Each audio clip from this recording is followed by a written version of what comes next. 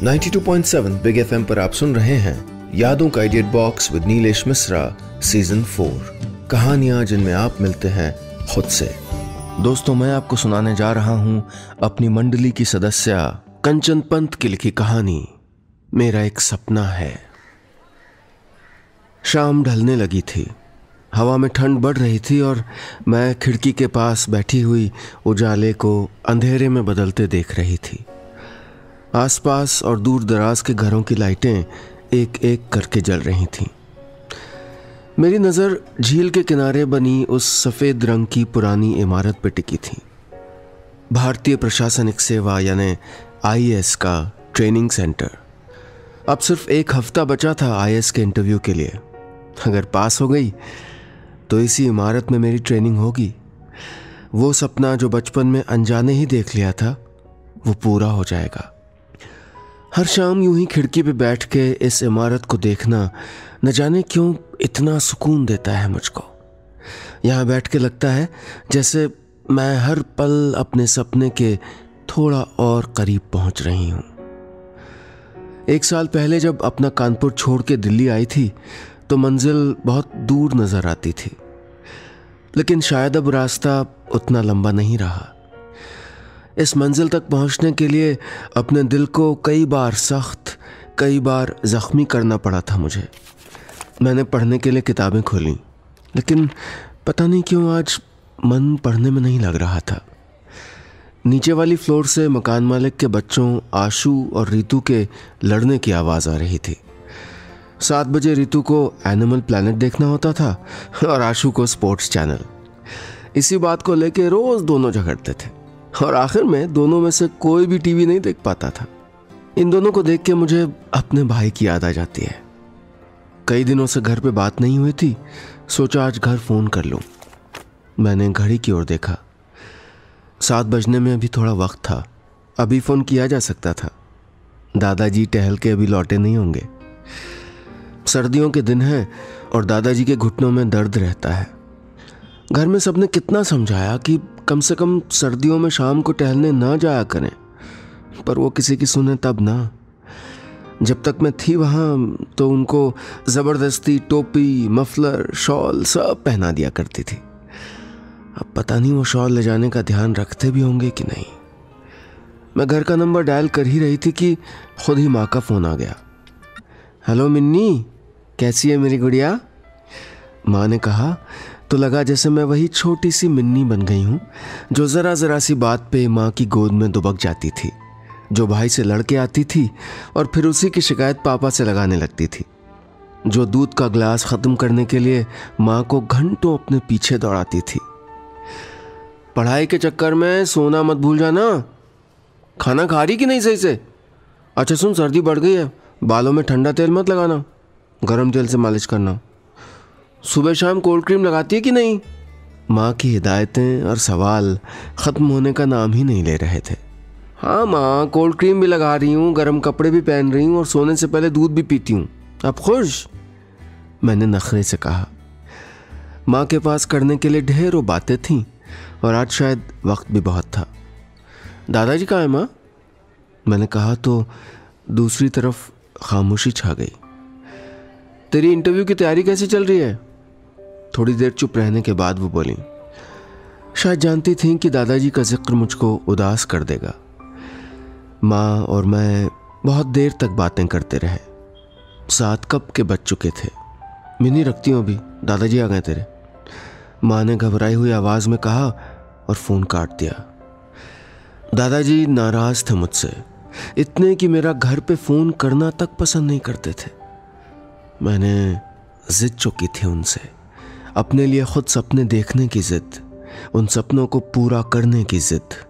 और मैं जानती थी कि आज भले ही दादाजी मुझसे नाराज़ हों, लेकिन जिस दिन मेरा ये सपना पूरा होगा तो सबसे ज़्यादा खुशी भी उन्हीं को होगी।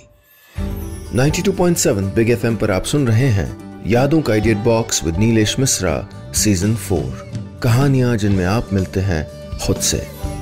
दोस्तों, मैं आपको सुना रहा हूं अपनी मंडली की सदस्या कंचन पंत की लिखी कहानी मेरा एक सपना है। इस कहानी में अब तक आपने सुना कानपुर की मनीषा दिल्ली में रह के सिविल सर्विसेज की तैयारी कर रही है। IAS ऑफिसर बनने का सपना लिए 1 साल पहले वो कोचिंग के लिए दिल्ली आई थी, लेकिन उसका ये सपना उसके दादाजी की नाराज़गी की वजह बन गया था। क्यों थे दादाजी मनीषा से नाराज़, बताता हूँ आगे। दादाजी की लाडली थी मैं, उनकी मुँह लगी। उनकी चंदन की लकड़ी वाली अलमारी को घर में उनके अलावा अगर किसी को खोलने की इजाज़त थी तो वो थी मैं। उनके बिस्तर पे मजाल जो कोई बैठ जाए, पर मैं वहाँ चाहूँ तो उछल कूद भी कर सकती थी। सर्दियों में तो अक्सर उन्हीं की रज़ाई में घुसी रहती थी मैं। जिंदगी बहुत आसान थी, हिफाजत के, प्यार के, अपनेपन के लिहाफ से ढकी हुई। मेरी और भाई की लड़ाइयों से, हमारी खिलखिलाहट से पूरा वक्त घर गूंजता रहता था। मिन्नी बेटा, बाल कैसे हो गए तेरे झाड़ जैसे? आजा तेल लगा देती हूँ। मिन्नी, मेरे चश्मे का शीशा किसने तोड़ा? मिन्नी, मेरी केमिस्ट्री की किताब का कवर तूने फाड़ा? पूरे घर में हर वक्त सिर्फ मिन्नी मिन्नी सुनाई पड़ता था। शाम की चाय हम सब एक साथ बैठ के ही पीते थे, ख़ास तौर पे सर्दियों में। बहुत ठंड थी उस दिन। सुबह से बारिश हो रही थी और शाम होते होते पापा ने हीटर जला दिया था। कड़कड़ाती हुई ठंड, स्कूल की छुट्टियां और कमरे में जलते हीटर की गर्माहट। मेरे लिए ऐसा माहौल किसी जन्नत से कम नहीं होता था। पहला तो ये कि कोई पढ़ाई करने को नहीं बोलता था, और दूसरा ये कि किसी के पास करने के लिए कोई काम नहीं होता था। इसलिए दादाजी, पापा और माँ के पुराने किस्से सुनने को मिल जाते थे। ऐसी एक महफिल में हमको पता चला था कि 35 लोगों के भरे पूरे ख़ानदान में दादाजी को दादी से बात करने के लिए भी कैसे कैसे बहाने बनाने पड़ते थे। यहीं हमको पता चला था कि जब दादाजी ने पहली बार दादी का नाम सबके सामने लिया था तो शर्म के मारे 2 दिन तक वो उनके सामने तक नहीं आई थी। और आज यहीं पापा ने राज खोला कि माँ के साथ उनकी शादी अरेंज मैरिज नहीं थी, बल्कि वो पहले ही उनको कॉलेज में देख चुके थे और फिर उन्होंने मथुरा दादी से अपने घर रिश्ता लाने को कहा था। उस दिन दादाजी को पापा के कान खींचते देख के मैं और भाई बहुत हंसे थे।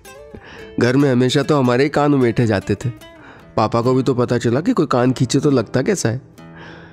दादाजी छेड़ने वाले अंदाज में हंस रहे थे और माँ का चेहरा शर्म से लाल हो रहा था। इनसे ना हो लिया प्यार, शादी के बाद भी मेरे साथ साथ चलने में शर्माते थे। या तो 1 किलोमीटर आगे चलेंगे या पीछे। माँ ने कहा तो सब खिलखिला के हंस दिए। और सुनो, माँ ने किस्सों की एक और पिटारी खोली। शादी के महीने भर बाद एक दिन मैंने इनको कोल्ड क्रीम लाने बाजार भेजा। सुबह के गए थे बिना खाए पिए। दोपहर हो गई, दिन ढल गया और इनका कुछ पता नहीं। मैं तो घबरा गई। नई नई शादी हुई थी, किसी से कह भी नहीं सकती थी कि कोल्ड क्रीम लाने गए। और ये महाशय रात ढले लौटे कोल्ड क्रीम की 2-2 शीशी लेके। बाद में पता चला कि अपनी बाजार छोड़ के 30 किलोमीटर दूर दूसरी हाट से क्रीम लेके आए। माँ बोली, हाँ तो क्या करता, हमारे यहाँ सिर्फ गोपाल चाचा की दुकान में ही मिलते थे कोल्ड क्रीम पाउडर। वो ठहरे बाबूजी के बचपन के दोस्त। उनकी दुकान से खरीदता तो सबसे पहले बाबूजी को पता चलता, फिर पूरे परिवार वालों को। अच्छा थोड़ी लगता जब सब कोई हमको और तुमको छेड़ता आके एक कोल्ड क्रीम के चक्कर में। पापा ने इतनी मासूमियत से कहा कि सब एक बार फिर हंस दिए। अच्छा तो पापा की कोल्ड क्रीम का असर है ये, मैंने माँ के दोनों गाल खींचते हुए कहा। उनके मुलायम गालों से खेलना मुझको हमेशा बहुत अच्छा लगता था। चल हट, मुझे कहाँ क्रीम श्रीम लगाने की फुर्सत। माँ के गाल लाल हो गए। माँ को हो या ना हो, लेकिन मुझे खूब फुर्सत थी। उनकी ड्रेसिंग टेबल पे अब वैसे भी मेरा ही कब्जा रहता था। उनकी कोल्ड क्रीम, उनकी लिपस्टिक, यहाँ तक कि उनकी चूड़ियाँ भी मैं ही निकाल निकाल के पहनती रहती थी। पर अब ये सब कितनी पुरानी बात लगती है। कभी कभी दिल करता है कि ये सब छोड़ के भाग जाऊं अपने उसी घर में जहां दुनिया की कोई भी परेशानी मुझ तक पहुंचने से पहले दम तोड़ लेती थी। पर एक सपना है जो कदमों को थाम लेता है। 92.7 बिग FM पर आप सुन रहे हैं यादों का idiot box with Nilesh Mishra season 4, कहानियां जिनमें आप मिलते हैं खुद से। दोस्तों, मैं आपको सुना रहा हूं अपनी मंडली की सदस्या कंचन पंत की लिखी कहानी मेरा एक सपना है। इस कहानी में अब तक आपने सुना, कानपुर में रहने वाली मनीषा दिल्ली में सिविल सर्विसेज की तैयारी कर रही है। दादाजी की नाराज़गी का बोझ दिल पे लेके भी वो अपने सपने की ओर बढ़ रही है। बड़े शहर वो अकेले आई ज़रूर थी, लेकिन अब उसके घर की यादें उसके साथ हैं।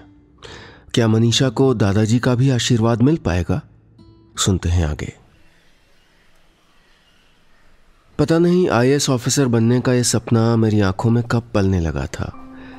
शायद तब जबकि मैं 8वीं क्लास में पढ़ती थी। स्कूल के अवार्ड फंक्शन में जिले की DM Swati Rawat chief guest बन के आई थी। पता नहीं कौन सा चुंबक था उनके व्यक्तित्व में कि मेरी नजरें उनसे हटने को ही तैयार नहीं थी।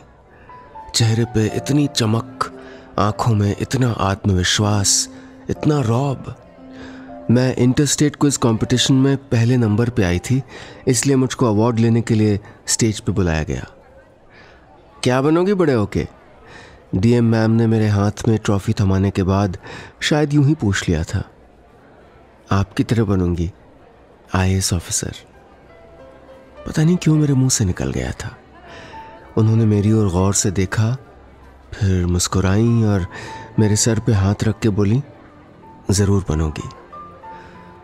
उस दिन तो ये मैं कह के भूल गई थी, लेकिन उस दिन एक सपने का बीज पड़ गया था मेरी आंखों में, वो जो मेरी हिस्ट्री की मैम ने फिर जिंदा कर दिया था। मनीषा, लास्ट ईयर है तुम्हारा ग्रेजुएशन का, आगे का कुछ सोचा है? इट्स अ प्रेशियस लाइफ और तुम बहुत टैलेंटेड हो। ये लाइफ ऐसे ही वेस्ट मत करना बेटा, एक दिन उन्होंने कहा। उस रात बहुत देर तक मैं सोचती रही, इस जिंदगी में क्या था जो मैंने हासिल किया था। अमीर माँ बाप, प्यार करने वाला परिवार, खूबसूरत चेहरा, ये सब मुझको किस्मत से मिल गया था, लेकिन इसमें मेरा क्या योगदान था? अगले दिन सुबह उठी तो मेरा चेहरा चमक रहा था।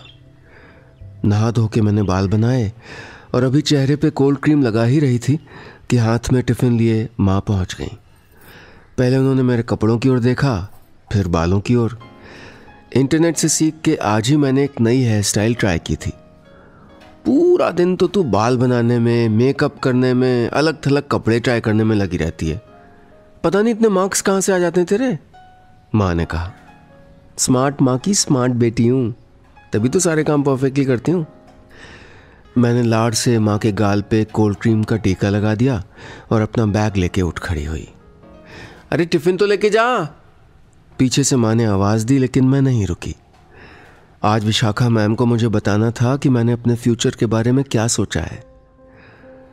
इतनी आसान नहीं है सिविल सर्विसेज की प्रिपरेशन, तुम्हें अभी से बहुत मेहनत करनी होगी बेटा। दिल्ली में एक अच्छा कोचिंग इंस्टीट्यूट है, चाहो तो नेक्स्ट ईयर वहाँ से कोचिंग ले लो। विशाखा मैम ये सुन के बहुत खुश थी कि कम से कम मैं कुछ करने के बारे में तो सोच रही हूँ, लेकिन मुझको क्या पता था कि मेरे साथ साथ दादाजी भी मेरे लिए एक सपना देख रहे थे, और उनका सपना पूरा होने का मतलब था मेरा सपना टूट जाना। 92.7 बिग FM पर आप सुन रहे हैं यादों का idiot box with Nilesh Mishra season 4, कहानियां जिनमें आप मिलते हैं खुद से। दोस्तों, मैं आपको सुना रहा हूं अपनी मंडली की सदस्य कंचन पंत की लिखी कहानी मेरा एक सपना है। इस कहानी में अब तक आपने सुना, कानपुर की रहने वाली मनीषा दादाजी की नाराज़गी के बावजूद सिविल सर्विसेज की तैयारी करने दिल्ली पहुंच जाती है। उसको याद आता है कि कैसे अपने घर में वो मस्ती भरी जिंदगी जीती थी और कैसे दादाजी उसकी हर बात मानते थे। लेकिन उसको नहीं पता था कि जब वो IAS ऑफिसर बनने का सपना देखेगी तो वही दादाजी उसके खिलाफ हो जाएंगे। आखिर दादाजी क्यों नहीं चाहते थे मनीषा का आगे पढ़ना? सुनते हैं आगे। अरे मेरे बचपन के दोस्त का नाती है, खुद का बिजनेस है उसका, अब उसे ही संभालना है। देखने भालने में अच्छा है, बस अपनी मिन्नी का BA हो जाए, धूमधाम से विदा करेंगे हम इसको। मैं शायद 9वीं या 10वीं में पढ़ती थी, तब से दादाजी के मुंह से ये बात सुनती आ रही थी। अपने इस भविष्य से उस वक्त मुझको कोई एतराज़ था भी नहीं, शायद जिंदगी की इतनी समझ भी नहीं थी तब। पर मुझे कहाँ पता था कि दादाजी अब तक उस बात को याद रखे हुए हैं। उस दिन आखिरी एग्ज़ाम दे के लौटी तो देखा कि घर में कुछ मेहमान आए हुए हैं। उन्हें हाय हेलो बोल के मैं माँ के पास रसोई में पहुँच गई। कौन है माँ? मैंने इशारे से पूछा और स्लैब पे बैठ के ट्रे में सजे हुए बिस्किट उठाने लगी। दादाजी के दोस्त हैं। तू जा हाथ मुँह धो के आ और कपड़े भी बदल के आ। माँ चाय नाश्ते की ट्रे उठाते हुए बोली। दादाजी के दोस्त हैं तो मैं क्यों कपड़े बदलूं? मैंने पीछे से कहा, लेकिन माँ मुझे जवाब दिए बिना बैठक में चली गई। जवाब मुझे थोड़ी देर बाद पता चल गया। दादाजी के दोस्त मैं परिवार आज ऐसे ही नहीं आए थे। उनको दादाजी ने बुलवाया था उनके पोते के साथ मेरी शादी के लिए। 1 घंटे 2 घंटे तक इधर उधर की दुनिया भर की बातें होती रहीं। मेरी होने वाली सास मुझसे घर गृहस्थी से जुड़े तमाम सवाल पूछती रहीं। जब तक वो लोग रहे मैं चुप थी, लेकिन उनके जाते ही मैं माँ पे बरस पड़ी। ये क्या मजाक है माँ? आप लोग मेरी शादी की बात कर रहे हो और मुझको पता भी नहीं? मैंने गुस्से में कहा।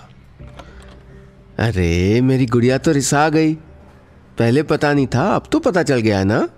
और शादी अभी थोड़े कर रहे हैं, 2-4 महीने रुक के करेंगे, तो चिंता क्यों करती है? माँ के बजाय दादाजी ने जवाब दिया। दादाजी मेहमानों को बाहर तक छोड़ के अभी अभी कमरे में दाखिल हुए थे। दादाजी मैं कैसे शादी कर सकती हूँ, मुझे आगे पढ़ना है अभी, मैंने कहा। और आगे पढ़ के क्या करना है? दादाजी ने मेरी बात को गंभीरता से नहीं लिया।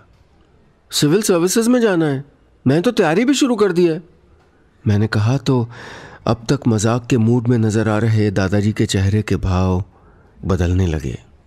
तेवर देख रहे हो इसके? पहले बता दिया था ना कि बीए होने तक जो करना है कर ले, उसके बाद शादी करनी पड़ेगी। और ये आईएएस का भूत यहीं उतार दे और जा अपने कमरे में, दादाजी गुस्से में बोले। घर में दादाजी की बात वैसे ही हर कोई मानता था। उन्हें गुस्सा करने की जरूरत आमतौर पे पड़ती नहीं थी। उनका मूड खराब होते देख के माँ घबरा गई। सुनाई नहीं दे रहा है क्या दादाजी क्या कह रहे हैं? जा चुपचाप अपने कमरे में। माँ के कहने पे मैं अंदर चली तो आई, लेकिन जिसको दादाजी आईएएस का भूत कह रहे थे वो सर से नहीं उतरा। घर में किसी को बताए बिना मैंने दिल्ली से कोचिंग सेंटर का फॉर्म मंगवा लिया था। दादाजी का गुस्सा मैं जानती थी। मुझसे ज्यादा देर तक नाराज वो नहीं रह सकते थे। बस 2 बार खाना नहीं खाऊंगी, 3री बार मान जाएंगे। लेकिन इस बार ऐसा नहीं हुआ। कोचिंग सेंटर से एडमिशन के लिए फॉर्म आ चुका था। पिछले 2 दिन में न जाने कितनी बार मैं इस फॉर्म को पढ़ चुकी थी। औरों के लिए साधारण फॉर्म, लेकिन मेरे लिए मेरे सपनों तक जाने का एक रास्ता। लेकिन आज तक मेरी हर जिद पूरी करने वाले दादाजी खुद इस बार मेरे सपनों का रास्ता रोक के खड़े हो गए थे। 92.7 बिग एफएम पर आप सुन रहे हैं यादों का idiot box with Nilesh Mishra season 4, कहानियां जिनमें आप मिलते हैं खुद से। दोस्तों, मैं आपको सुना रहा हूं अपनी मंडली की सदस्य कंचन पंत की लिखी कहानी मेरा एक सपना है। इस कहानी में अब तक आपने सुना, कानपुर की रहने वाली मनीषा सिविल सर्विसेज की तैयारी के लिए दिल्ली में रहती है। यूं तो वो अपने दादाजी की लाडली थी, लेकिन जब से उसने बीए के बाद आईएएस की तैयारी करने का फैसला किया तो दादाजी ही उसके फैसले के खिलाफ हो गए, क्योंकि वो चाहते थे कि मनीषा आगे पढ़ने के बजाय शादी कर ले। क्या होगा जब दादाजी और मनीषा की जिद टकराएगी, सुनते हैं आगे। मैं कोचिंग सेंटर का फॉर्म और प्रोस्पेक्टस पढ़ रही थी कि न जाने कब दादाजी कमरे में आ गए थे। उन्होंने मेरे हाथ से फॉर्म लिया। उनकी त्योरियां चढ़ी हुई थी और चेहरा सख्त था। थोड़ी देर चुप खड़े रहे, जैसे अपने गुस्से को जज्ब करना चाहते हों। फिर बोले, ये क्या है? उन्हें इतने गुस्से में मैंने आज तक नहीं देखा था। दादाजी, वो कोचिंग सेंटर का एडमिशन फॉर्म आपको बताया था ना? मैंने भी कुछ कहा था ना। अब कोई कोचिंग नहीं, कोई परीक्षा नहीं। मैं पंडित जी से बात कर रहा हूं, 1-2 दिन में शादी पक्की हो जाएगी। दादाजी मेरी बात काट के बोले। मेरे सर पे तो जैसे पहाड़ गिर गया। 1 साल की कोचिंग, आईएएस का एग्जाम, फिर डीएम की पोस्ट। मैं अपनी जिंदगी के लिए कई सारी कल्पनाएं कर चुकी थी। उन कल्पनाओं में किताबों को अलमारी में बंद कर लेने या अभी शादी कर लेने जैसा कोई विकल्प नहीं था। जब दादाजी गुस्से में होते हैं तो उनके सामने बोलने की हिम्मत किसी में नहीं होती, पर मैं अपने सामने अपने सपने को कुचलते हुए भी कैसे देख सकती थी। कुछ पल मैं खड़ी रही, फिर हिम्मत जुटा के बोली, पर दादाजी मुझे अभी शादी नहीं करनी है, मुझे IAS ऑफिसर बनना है। बहुत हो गया मिन्नी, इस घर के फैसले बच्चों से पूछ के नहीं लिए जाते, दादाजी बोले। अपने फैसले लेने का हक तो सबको होता है दादाजी। इस बार मैंने उनकी आंखों में आंखें डाल के कहा। अगले कुछ दिन तक घर में माहौल गर्म रहा। न दादाजी मानने को तैयार थे और न मैं झुकने को। माँ आप बताओ, मैं कुछ गलत कर रही हूँ क्या? मैंने माँ से पूछा। नहीं गुड़िया, तू कुछ गलत नहीं कर रही है, लेकिन दादाजी को पसंद नहीं है तो जिद छोड़ देना। खाली घर में कलेश करने का क्या फायदा बेटा, माँ ने कहा। घर का कलेश तो कुछ दिन में ठंडा हो जाएगा माँ, लेकिन मैंने अपने दिल की बात नहीं सुनी तो मेरे अंदर जिंदगी भर कलेश रहेगा, मैंने कहा। माँ और पापा हम दोनों के बीच पिस से गए थे। जिसे जो करना है करो, इसे दिल्ली जाना है तो जाए, लेकिन इसे कह देना कि आज के बाद मुझको चेहरा ना दिखाए, दादाजी ने कहा तो मुझे लगा जैसे किसी ने मेरे दिल पे आरी चला दी हो। उन्होंने इजाजत भी दी तो एक सजा के साथ। एक तरफ दादाजी की खुशी थी, दूसरी तरफ मेरा सपना। एक बार तो लगा कि भूल जाऊं अपनी खुशी, लेकिन फिर मैंने अपना दिल कड़ा किया और अपना बैग पैक करने लगी। मेरा पूरा बेड सामान से भरा हुआ था। मेरे कपड़े, पुराने फोटो एल्बम, माँ की शॉल, दादाजी का टूटा हुआ चश्मा। ये टूटा फूटा सामान क्यों भर रही बैग में? माँ ने दादाजी के टूटे हुए चश्मे को उठाते हुए कहा। मैंने मुस्कुराते हुए चश्मा उनके हाथ से ले लिया और सूटकेस में रख दिया। मैंने ही चुपके से दादाजी का ये चश्मा तोड़ दिया था एक दिन। पूरी बाजार में घूम घूम के उनके लिए एक अच्छा सा चश्मा खरीदा था मैंने, लेकिन दादाजी उसको पहनने को तैयार ही नहीं थे। जब तक पुराना सलामत है नया नहीं पहनेंगे, इसलिए मैंने पुराना तोड़ दिया। वो अलग बात है कि मेरा दिया डिज़ाइनर चश्मा पहनने के बजाय उन्होंने बिल्कुल इसी चश्मे जैसा मोटे फ्रेम वाला चश्मा खरीद लिया। मेरा दिया हुआ चश्मा कवर सहित अब भी उनकी अलमारी में कहीं रखा होगा। माँ वो ज़रा कोल्ड क्रीम तो पकड़ाना। मैंने ड्रेसिंग टेबल पे पड़ी कोल्ड क्रीम की शीशी की ओर इशारा किया। ये शीशी तो ख़त्म होने वाली है, नहीं लेना वहाँ, माँ बोली। वहाँ जो लूँगी उसमें तुम्हारी खुशबू थोड़ी होगी, मैंने कहा तो माँ ने मुझको गले लगा लिया। अगले दिन मैं दिल्ली आ गई, एक ऐसा ख्वाब पूरा करने जिसके लिए मैंने अपने सबसे प्यारे दादाजी को नाराज कर दिया था। 92.7 बिग FM पर आप सुन रहे हैं यादों का edit box with Nilesh Mishra season 4, कहानियां जिनमें आप मिलते हैं खुद से। दोस्तों, मैं आपको सुना रहा हूं अपनी मंडली की सदस्य कंचन पंत की लिखी कहानी मेरा एक सपना है। इस कहानी में अब तक आपने सुना कानपुर की रहने वाली मनीषा दिल्ली में सिविल सर्विसेज की तैयारी कर रही है। हमेशा उसकी बात मानने वाले दादाजी उसके इस फैसले से नाराज़ हो जाते हैं, क्योंकि वो चाहते हैं कि मनीषा आगे बढ़ने के बजाय शादी कर ले। दादाजी की नाराज़गी के बावजूद मनीषा IAS की कोचिंग का फैसला कर लेती है। उसे अपने सपनों पे भरोसा है, लेकिन दिल पे दादाजी की नाराज़गी का बोझ भी है। क्या दादाजी उसके सपनों को समझ पाएंगे? सुनते हैं आगे। मनीषा दी, खाना तैयार है, मकान मालिक के बेटे आशु ने आवाज़ दी और मैं अतीत की यादों से बाहर निकली। 2 घंटे हो गए थे मुझे यूं ही खिड़की के पास बैठे हुए पुराने दिनों को याद करते हुए। तुम लोग खा लो आशु, मेरा खाना ढक के रख देना, मैं बाद में खा लूँगी, मैंने वहीं से आवाज़ दे के कहा। आज पता नहीं क्यों सब इतना याद आ रहे थे। मैंने अपनी अटैची निकाल ली। घर से दूर ज़रूर थी मैं, लेकिन आते हुए वहाँ की यादें अपनी अटैची में भर के ले आई थी। दादाजी का टूटा हुआ चश्मा, पापा की निब वाली पेन और माँ की क्रीम कलर की शॉल, जिसे माँ सिर्फ ज़्यादा ठंड होने पे ही ओढ़ती थी, और ओढ़ती ऐसे थी कि सर और गर्दन के साथ करीब करीब पूरा चेहरा ढक लेती थी। मैंने एक एक करके सारे सामान पे हाथ फिराया, फिर माँ का शॉल निकाल के ओढ़ लिया, ठीक वैसे ही जैसे माँ ओढ़ा करती थी, और शॉल में समाई कोल्ड क्रीम की खुशबू हवा में बिखर गई। मैं भी वही कोल्ड क्रीम लगाती हूँ जो माँ लगाती हैं, लेकिन पता नहीं क्यों माँ को छू के उसकी खुशबू बिल्कुल अलग हो जाती है।